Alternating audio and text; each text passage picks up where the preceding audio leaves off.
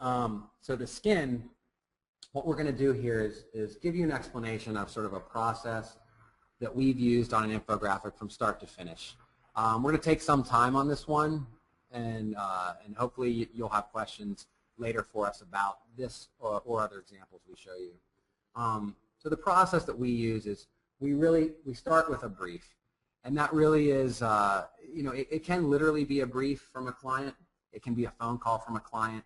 It can be a one-sentence email. Sometimes we get floods of data. Sometimes we get no data at all, and we have to do research ourselves. It just really depends on the client. Sometimes it's talking about something that maybe doesn't have a lot of data behind it, so we have to figure out what we can draw as a comparison that will help to tell a story. So sometimes the story is not data-driven, and we need to figure out how to really tell that story.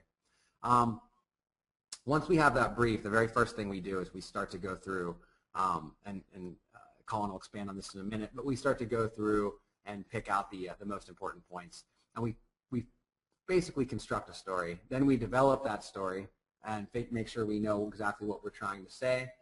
If there's research that has to be done, we conduct that research. Then we move into sketching. And when we sketch, we start to also create a visual language. We start to think about the brand or the client or the story and what visual language is best for that audience or for that brand.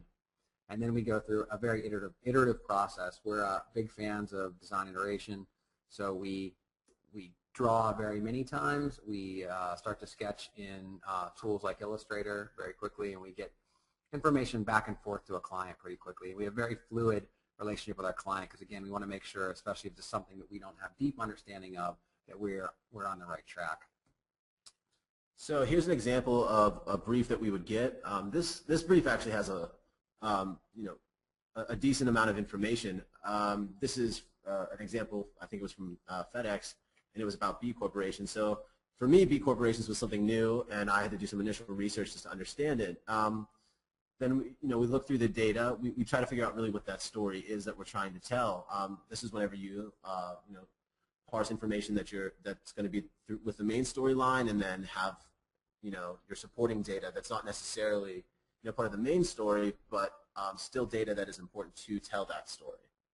Yeah, so in this case, this was for Good Magazine, and Good does a really great job of providing us with really pretty concise briefs. This is probably an example of one of our best ones where there's already some information organization happening on the page. If you can get to this point from the client side, if you're working with an outside design firm, again, not knowing who's on this call, but if you're coming from the outside and you're looking at commissioning an infographic or an illustration like this, if you can get to a point like this where you have some data, some story, and you've created some sort of segregation between the sections, this is really sort of the best that you can kind of hope for in a brief, I think. Or one of the better examples. Yeah. What we do with this is we make sure that we understand what the important parts are.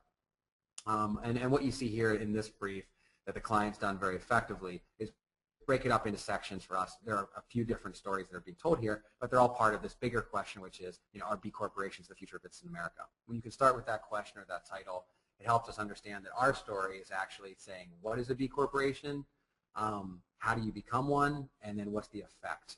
And really, we go through that step by step, and we look at what data we have to sort of help tell that story.